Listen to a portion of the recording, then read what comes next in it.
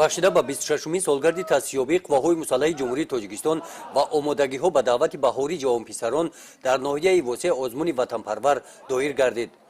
ин наврасон либосҳои низомӣ ба бар намуда бо ифтихор ба ин чорабинӣ омаданд.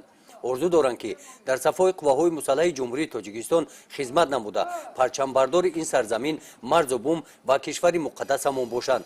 ҳоло ки ба синни даъватӣ нарасиданд, дар ин чорабинӣ оиди хизмати ҳарбӣ аз дониш ва малакаи гирифтаашон дар мактаб машқҳои ҳарбиро иҷро менамоянд. мақсад аз баргузор намудани чунин чорабиниҳои ҳарбии варзишӣ байни ҷавонон наврасон пеш аз ҳама ҷалби ҷавонон ба сафи қувваҳои мусаллаҳ аст. мо метавонем ба ин роҳу воситаҳо ба тариқи озмунҳо ва чорабиниҳои маърифатии фарҳангӣ ҳисси ватандӯстии ватанпарастии ҷавононро баланд бардорем. озмуни ватанпарвар бо ибтикори бахши кор бо ҷавонон ва варзиш, комиссарияти ҳарбӣ, шуъбаи маорифи ноҳия ва ҷалби 340 нафар наврасон аз 15 муассисаи таъсисоти миёнаи умумии ноҳия доир карда шуд. наврасон аз рӯи 5 шарти озмун машқҳои ҳарбиро иҷро карданд. дар саф қадам задан, ҳамин тарз хондани суруд, тарзи дурусти пешниҳоди гузориш, саволу ҷавоб ва бозиҳои варзишӣ ҳунар ва маҳорати худро нишон доданд. рафти озмун аз ҷониби ҳакамон ҳамаҷониба мушоҳида гардида баҳогузорӣ карда шуд.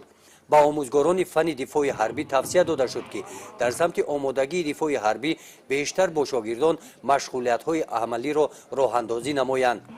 бо вуҷуди ҷой доштани камбудиҳо, муваффақиятҳо бештар буданд. кӯшиш ва заҳмати иштирокчиёнро ба назар гирифта дастаҳои беҳтарин муайян шуданд. 3 ҷойи аввал ва ҷойҳои ифтихорӣ бо тӯҳфаҳои хотиравӣ қадр карда шуданд. дар ин озмун дидем ки ҳамаи ҷавонон ва ҳамаи хатмкунандагони мактабҳои ҷумҳурӣ тайёр ҳастанд барои хизмати ватани модарро адо кунанд. тайёр ҳастанд. аз баргузории озмуни ватанпарвар наврасон таассуротҳои нек бардошта дӯстони нав пайдо карданд. бардошти акси хотиравӣ бо дӯстон чорабиниро ҷамъбаст кард. гузориши хоҷа назриев, худойназар зуҳуров аз ноҳияи восеъ барои барномаи иттилоотии Навид.